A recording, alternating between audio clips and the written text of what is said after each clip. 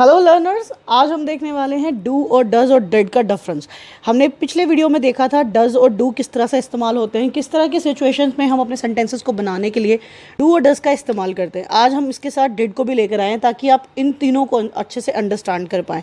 Do does did की confusion बहुत पुरानी है, काफ़ी सारे लोग काफ़ी एक्सरसाइजेस करते हैं, उसके बाद भी ये कन्फ्यूजन बना रहता है। तो मैंने सोचा क्यों ना आपको एक स्पेसिफिक वीडियो दे दिया जाए जिसमें आप इन तीनों को अच्छे से समझ पाएँ। तो शुरुआत करते हैं डू और डज के साथ। ठीक है, मैंने आपको बताया था प्रेजेंट सिंपल की वीडियो में भी, अगर आपने वो वीडियो नहीं देखा तो आई बटन में आपको लिंक मिल जाएगा, वो वीडियो वहाँ जाके ज़रूर देख लीजिएगा। और उसको देखने के बाद भी अगर कन्फ्यूजन है तो मुझे कमेंट बॉक्स में ज़रूर बताइएगा, मैं जल्दी से जल्दी आपको रिप्लाई करने की कोशिश करूँगी। डू और डज ये मैंने आपको बताया था कि ये प्रेजेंट सिंपल का हिस्सा है। ठीक है, प्रेजेंट सिंपल को समझते वक्त मैंने आपको बताया था कि ये डू और डज प्रेजेंट में तब काम आते हैं जब हम दो तरह के सेंटेंसेस को बनाते हैं। सबसे पहला है जब हम टेंसेस बनाते हैं प्रेजेंट सिंपल में, और इसका दूसरा यूज़ ये है कि जब हम इंटरोगेटिव सेंटेंसेस बनाते हैं।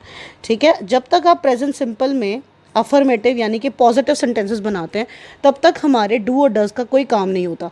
डू और डज वैसे ही वहाँ आ जाएंगे जैसे आप नेगेटिव या इंटरोगेटिव सेंटेंसेस बनाने की बात करोगे। सबसे पहले देख लेते हैं कि प्रेजेंट सिंपल का सेंटेंस फॉर्मेशन का रूल क्या है।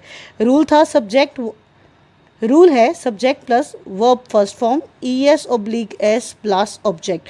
ये हमारा सेंटेंस फॉर्मेशन का रूल है प्रेजेंट इंडेफिनिट का, जिसे हम प्रेजेंट सिंपल भी बोलते हैं। और जैसे मैंने अभी आपको मेंशन किया कि नेगेटिव और इंटरोगेटिव सेंटेंस बनाते वक्त ही सिर्फ डू और डज का इस्तेमाल होता है, जब तक आप अफर्मेटिव बनाते हो तब तक इस्तेमाल नहीं होता।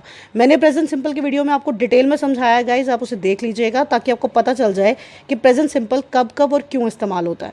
ठीक है, आप वो वीडियो देख लीजिए ताकि आपको ये समझ में आ जाए। आज की इस वीडियो में हम सिर्फ डू और डज की बात करने वाले हैं। तो प्रेजेंट सिंपल का एक सिंपल सेंटेंस बना के दिखाती हूँ पहले आपको, अफर्मेटिव सेंटेंस। जैसे कि मैं बोलूँगी रोहन लव्स फुटबॉल। ठीक है, रोहन को फुटबॉल खेलना बहुत ज़्यादा पसंद है। शी enjoys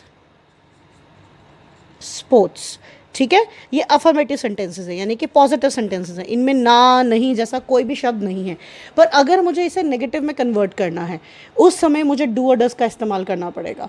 ठीक है गाइस, इस चीज़ को मैं वापस रिपीट कर रही हूँ, जब भी मुझे प्रेजेंट सिंपल सेंटेंस बनाते वक्त उनको नेगेटिव या इंटरोगेटिव सेंटेंसेस में मुझे बात करना है तो मैं डू और डज का इस्तेमाल करूँगी, अदरवाइज डू और डज कभी भी इस्तेमाल नहीं होते हैं। फॉर एग्जाम्पल मैं इसी सेंटेंस को ले लेती हूँ और यहाँ पे मैं आपको इसको नेगेटिव में कन्वर्ट करके बताऊँगी। शी है, शी जो है, अब ये हमें पता है सिंगुलर सब्जेक्ट है हमारा, किसी एक के बारे में ही हम शी बोलेंगे। तो मैं बोलूँगी शी डजंट एंजॉय स्पोर्ट्स। जब हम डू डज का इस्तेमाल करते हैं, एक चीज़ मैं यहाँ पे आपके अटेंशन में लाना चाहूँगी, जब भी आप डू या डज का इस्तेमाल करते हैं सेंटेंसेस को इंटरोगेटिव या नेगेटिव में कन्वर्ट करते हुए, आप इस ES और S का इस्तेमाल नहीं करते। ठीक है गाइस, आप इस ES और S का इस्तेमाल दोबारा से वर्ब की फॉर्म के साथ नहीं करेंगे। अब आप यहाँ देखिए, मैंने शी के साथ डजंट बोला है, शी डजंट एंजॉय स्पोर्ट्स। मैंने यहाँ पे ये जो ES लगाया, ये कहीं ना कहीं आप मान लीजिए कि इसी रूल से लगाया। ठीक है, और यहाँ पे वर्ब की जो मेरी फॉर्म लग रखी है इसके साथ मैं ES और S का यूज़ नहीं करूँगी। ठीक है, जब भी आप इंटरोगेटिव नेगेटिव सेंटेंसेस बनाने वाले हो, डू डज का इस्तेमाल करके कोई भी सेंटेंस बनाओगे, वर्ब की फॉर्म के साथ ES और S नहीं आएगा। She does not like to sing. उसे गाना गाना बिल्कुल पसंद नहीं है। She does not. ठीक है, मैंने डज नॉट का इस्तेमाल किया, आप अगेन नोटिस कीजिए मैंने यहाँ पे ES या फिर S किसी का भी यूज़ नहीं किया, बावजूद इसके कि मेरा जो सब्जेक्ट है वो थर्ड पर्सन सिंगुलर है। अगर आप थर्ड पर्सन सिंगुलर के बारे में नहीं जानते हैं तो आपको उन्हें समझने के लिए ग्रामर के फर्स्ट 2 वीडियोस को देखना बहुत ज़रूरी है, जो ग्रामर सीरीज़ में आपको मिल जाएंगी। लिंक आपको आई बटन में और डिस्क्रिप्शन दोनों में मिल जाएगा गाइज, और उसको समझे बिना आप कभी भी ग्रामर को अप्रोच नहीं कर पाएंगे। सो प्लीज़ आप उन वीडियोस को पहले देख लीजिए ताकि ये वीडियो आपको भी बहुत अच्छे से समझ में आ जाए। She does not like to sing. अगर मैं किसी के नाम से कोई बना लेती हूँ, फॉर एग्जाम्पल मैं बोलती हूँ रोहन, चलो रमन बोलते हैं, रमन को दही बहुत पसंद है। Raman loves to eat curd. ठीक है, उसको दही बहुत पसंद है, ये उसका हैबिचुअल फैक्ट है, वो यूजुअली खाता है, ठीक है। पर अगर मुझे बोलना है कि रमन को दही नहीं पसंद है, तो मैं बोलूँगी Raman does not like to eat curd, ठीक है। ये सेंटेंस आपको अच्छे से समझ में आ गया। यहाँ देखिए रमन थर्ड पर्सन सिंगुलर है, मैंने डज का इस्तेमाल करना था पर वो पसंद नहीं करता है, नेगेटिव सेंटेंस बनाना था, इसीलिए मैंने डज नॉट का इस्तेमाल कर लिया। डू और डज, इसको यहाँ पे एक चीज़ और समझ लीजिए, अगर वो आपको नहीं पता है तो डू जो है हमेशा सब्जेक्ट प्लूरल्स के साथ आता है और डज हमेशा तब आएगा जब आपका सब्जेक्ट सिंगुलर होगा, ठीक है। आपका सब्जेक्ट सिंगुलर होगा तो डज आएगा, आपका सब्जेक्ट प्लूरल होगा तो डू आएगा, ठीक है। जैसे अगर मुझे वी सब्जेक्ट लेना है तो मैं वी के साथ क्या बोलूँगी, we don't watch movies, we don't watch movies, हम मूवीज़ नहीं देखते हैं, वी डोंट, क्योंकि हमारा जो वी है वो सब्जेक्ट क्या है, प्लूरल है, हम हैं, इसका मतलब ज़्यादा लोगों की बात हो रही है, हिंदी में हम हो गया, इसका मतलब जब हम की बात कर रहे हैं तो एक से ज़्यादा लोग इन्वॉल्व हैं, इसलिए यहाँ पे डोंट का इस्तेमाल हो गया, ठीक है। अगर मुझे बोलना है चिल्ड्रन, चिल्ड्रन मैंने आपको सिंगुलर प्लूरल समझाते वक्त बताया था कि चिल्ड्रंस जैसा कोई वर्ड नहीं होता, वो वीडियोस आपको देखने हैं, ये बात मैं पहले भी आपको बता चुकी हूँ ताकि आप ग्रामर को अच्छी तरीके से अप्रोच कर पाएँ। चिल्ड्रन, अब यहाँ पे प्लूरल है मेरा सब्जेक्ट, राइट, तो मुझे वापस से क्या करना पड़ेगा, don't, children don't prefer milk shake, ठीक है। Children don't prefer milk shakes, उनको अच्छा नहीं लगता है मिल्क शेक का पीना, ठीक है। यहाँ पे मैंने आपको डू और डज का डिफरेंस अच्छे से समझा दिया। दो ही केसेस में हम लोग सेंटेंसेस बनाते हैं गाइस, मैं यहाँ पे थोड़ा सा बड़ा लिख देती हूँ ताकि आपको क्लियर हो जाए। एक तो जब आपको प्रेजेंट सिंपल में नेगेटिव सेंटेंसेस बनाने होते हैं और जब आपको प्रेजेंट सिंपल में इंटरोगेटिव सेंटेंसेस बनाने हैं, उस केस में आप डू डज का यूज़ करते हैं।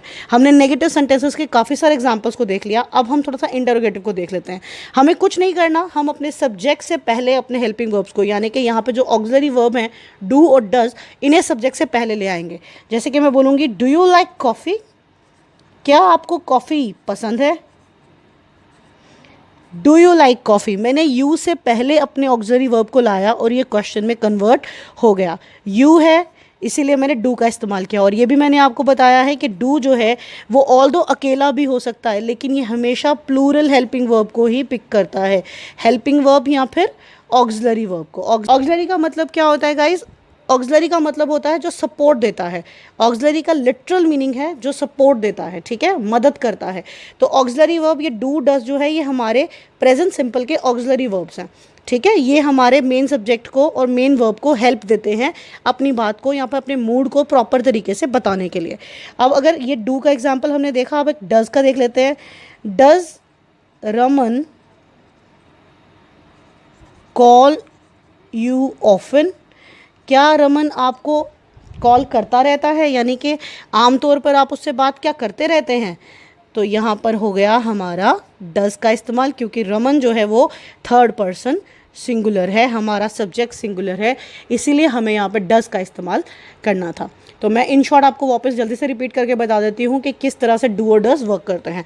डू और डज दोनों सिर्फ और सिर्फ प्रेजेंट सिंपल में इस्तेमाल होते हैं, वो भी दो कैटेगरीज में इस्तेमाल होते हैं। जब आप नेगेटिव या इंटरोगेटिव सेंटेंसेस को बनाएंगे प्रेजेंट सिंपल में, प्रेजेंट सिंपल का सेंटेंस फॉर्मेशन का रूल क्या है, subject plus verbs first form, ES/S plus object.